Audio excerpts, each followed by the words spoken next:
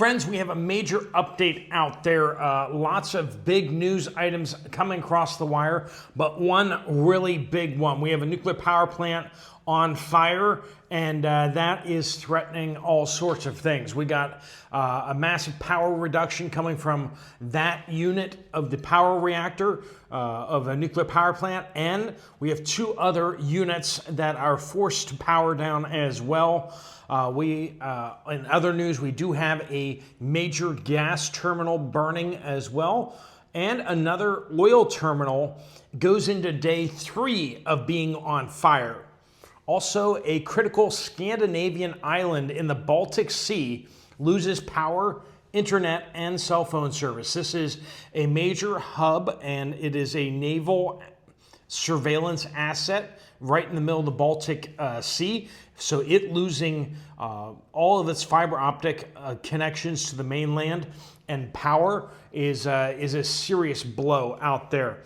And we also are getting reports from a major media outlet that the U.S. military is planning right now to deploy troops to Chicago in September to do Washington, D.C. there as well. We got that, we got other things, but let's get into this power problem at the nuclear power plant and get to the latest. Welcome to the Poplar Report. If you haven't been here before, make sure you hit that subscribe button. We keep you up to date with the latest information and keep you ahead of the curve. All right, so where's this nuclear power plant? You may have suspected this already, but it's over in the European areas, in Eastern Europe, specifically in Russia. Ukraine has launched a major drone attack on Russia, and several of those drones appear to have hit a nuclear power plant in Russia, causing a major fire and power loss happening there. Not only is it did it lose power, but the power it supplied to other nuclear reactors nearby was also cut, causing them to have to be forced to shut down. This is the. But then there's also a major fire at Novatek's Ust-Luga terminal, also in Russia, where a number of other drones hit. But let's focus here on the nuclear power plant. Russia has accused Ukraine of carrying out a drone attack. Well, I think it's pretty safe to say they're the ones who did it. But of course, mainstream media doesn't want to admit that. Yeah, nobody else is launching drones at Russia. Okay, it's Ukraine. A nuclear power plant that has caused a fire and damage to an auxiliary transformer. Now, this is not just that it produces power into the grid, but then also it provides power to other power units, other nuclear power units. Ukraine is celebrating its Independence Day for the 34th time, which really doesn't have anything to do with anything other than perhaps that caused them to launch a larger drone strike than usual. Sunday's attack forced a 50% reduction in the operating capacity at reactor number 3 at Kursk nuclear power plant. This is close to the border with Ukraine, and according to Russian officials, who added that several power and energy facilities were targeted in overnight strikes. They were able to extinguish the fire fairly quickly. Of course, that's what they're saying. Reports locally seem to say that it was burning on for quite some time. 2 other reactors operating without power generation, and one is undergoing scheduled repairs, so 4 units there out of commission, one of them operating at 50% capacity, and then the other 2 being taken completely offline, and the fourth one being one that was already out of action for maintenance. Radiation levels have been confirmed to be regular or normal within normal parameters, so there isn't a leak of radiation. Alexander Kinstein, the Kursk region's acting governor, said that the attacks on the plant 60 kilometers from the Russian-Ukraine border are a threat to nuclear safety and a violation of international conventions, which is a serious breach right there. I mean, you're not supposed to attack nuclear power plants, and yet that's what apparently happened here. Ukraine was like, heck, it's our anniversary of our independence. We can do basically whatever we want to do, and we're going to attack a nuclear power plant, as well as a bunch of oil and natural gas terminals. They're attacking energy infrastructure, which, according to most countries, is a violation of the Geneva Convention. The United States of America was like, we basically invented attacking energy grids back when we went after Serbia, and we started dropping all sorts of wire all over their power lines, and President Bill Clinton was like, hey, the power powers the military bases as well as the civilian infrastructure. So therefore, it's technically a military target. And basically, the United States has kind of gone with that ever since. In the shock and awe campaign against Iraq, we went in there and just basically took out a whole bunch of their energy generation power stations. But a nuclear power plant should be maybe considered a little bit different. If you knock out the critical power going into the nuclear power plant, it can go critical and melt down. That's kind of the worst case scenario, but if you start taking out critical infrastructure around a nuclear power plant, that's the kind of thing that can happen. And remember how Chernobyl was kind of like a bad thing for most of Europe?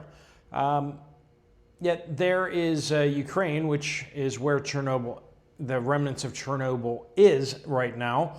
Unless they continue to lose more territory. Anyway, they're the ones now attacking a nuclear power plant. The International Atomic Energy Agency said monitoring confirms normal radiation levels near Kursk nuclear power plant. And Russia and Ukraine have also accused each other of attacks on Zaporizhia nuclear power plant in southeastern Ukraine. The power plant has been in Russian hands, and Ukraine has continued to launch attacks on the nuclear power plant and then basically accused the Russians of launching attacks on their own soldiers or something like that, because according to Western media, that makes sense. But anyway, also out there on the Independence Day celebrations in Ukraine, launching lots and lots of drones to all sorts of places. About 10 Ukrainian drones hit Russia's Ust-Luga port. This is the Novatek terminal near St. Petersburg, or what used to be called Leningrad, back when the Democrats were in control. Did I say Democrats? I meant communists, which is basically the same thing. Anyway, fires have broken out. Smoke has been seen for miles. The Ust-Luga port, located on Russia's Baltic coast and about 100 kilometers southwest of St. Petersburg, is a key for energy exports and sanctions evasion. Anyone see a little bit of spin there? Anyway, sanctions evasion. So they export fuel from there, which is a crime apparently to the Western media. Anyway. But they're processing up to 13 million tons of liquefied natural gas yearly. It's quite a bit. Damage there could cost billions and billions of dollars.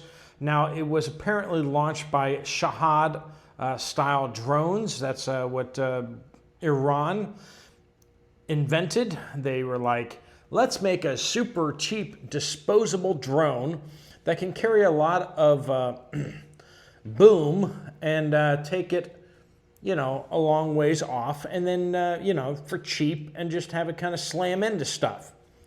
And it was so effective that the Russians were like, hey, let's do that. That's working well. And Ukraine has basically been like, well, yeah, it works well, so let's do it too. It was a slow-moving set of slow-moving drones. They were picked up on videos, footage, and slamming into the targets, which was a liquefied natural gas terminal, which you can imagine resulted in some fire and some explosions. These are Ukrainian-made variants, and the slow approach, low approach, and explosions match the profiles of those type of drones.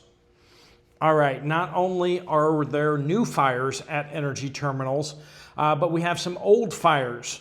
We didn't previously report that on this channel, but the Novoshanktinsk oil refinery in Rostov Oblast in southwestern Russia, the oil refinery there is burning for a third day there. They have not been able to get it extinguished after it was targeted earlier this week in a drone attack by Ukraine. So that fire is continuing to impact the region there and will impact oil and gas prices out there for just about everybody. The Huffington Post has come out with a accusation that they say is sourced that the Pentagon is working on plans to deploy the U.S. military to Chicago. Now, I know most people are like, the United States military exists to go defend the United States by attacking other nations. And by other nations, I mean basically any nation that happens to have oil. If it doesn't have oil or white people, then it's not really worth much effort, and the United States doesn't deploy its military. But if it's got white people or it's got oil, and if it's got both, then that's like a big deal. Then the United States military goes over and deploys. But here's the thing, is that Chicago is desperately short on light-skinned folks, and it also doesn't have oil under the ground. So I know a lot of people are very confused of why the United States military would go to Chicago. Now, I get the posse comitatus. We're not supposed to be deploying military to do policing work, but at some point, you gotta look at Chicago and go, things are a bit out of control. Now, the Illinois governor there is saying that they're going to resist and that people are going to take to the streets to resist tyranny. I think most people are afraid to go on the streets at this point, so the only reason they haven't gone on the streets yet is that they're afraid of getting popped outside their house. So if they feel safe enough to go out and protest the tyranny, that would be a pretty big step forward. Anyway, the Pentagon is always working on plans, and just because the Pentagon's working on a plan doesn't necessarily mean the Pentagon's going to enact that plan or that the Trump administration is going to authorize that plan. Hypotheticals get drawn up all the time. So there's every so often people come out with stories about, the Pentagon is working on a plan for this or that to happen overseas. It's like, yeah, well, if that happens, then you need to be prepared for it. You should have a plan, right?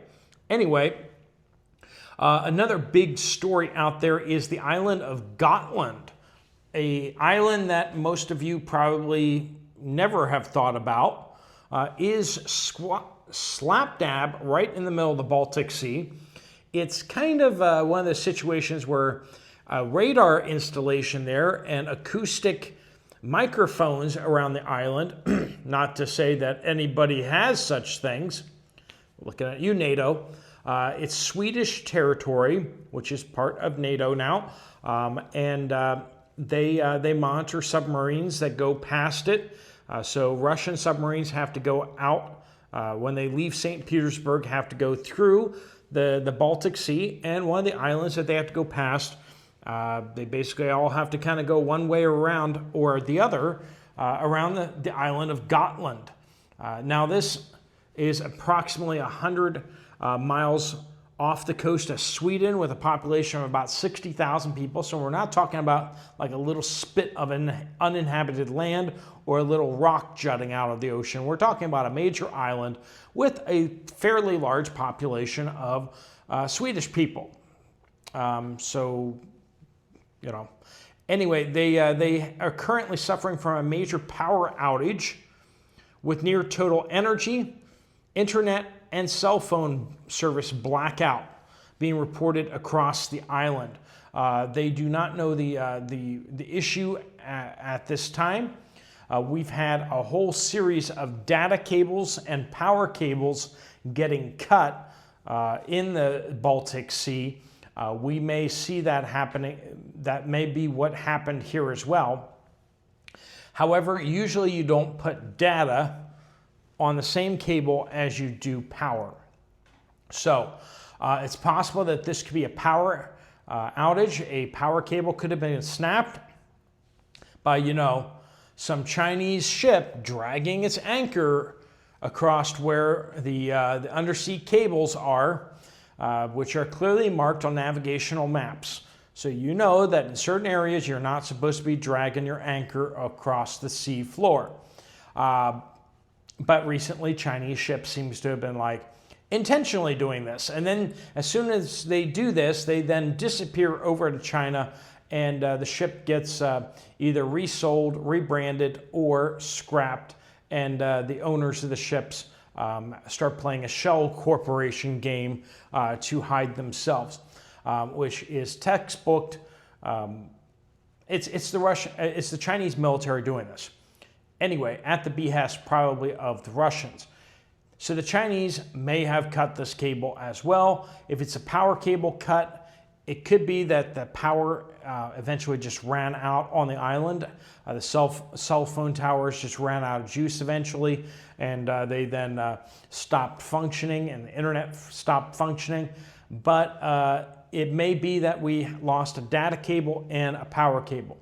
Now, it could be just a random attack that's just chaotic and done to just throw chaos out there, or it could be a targeted attack in order to weaken the defenses of that island and make it so that it cannot monitor Russian naval activity like it normally does. So let me know what you guys think down in the comments down below about the nuclear power plant on fire, or apparently out, not on fire anymore, but crippled in the sense that of the 4 nuclear reactors there, only one of them is operating at 50% capacity. 2 others are not operating now, and the other one is under scheduled maintenance. Let me know what you guys think about the island in the Baltic Sea. Is that a matter of concern, do you think? Or is that maybe not so nefarious?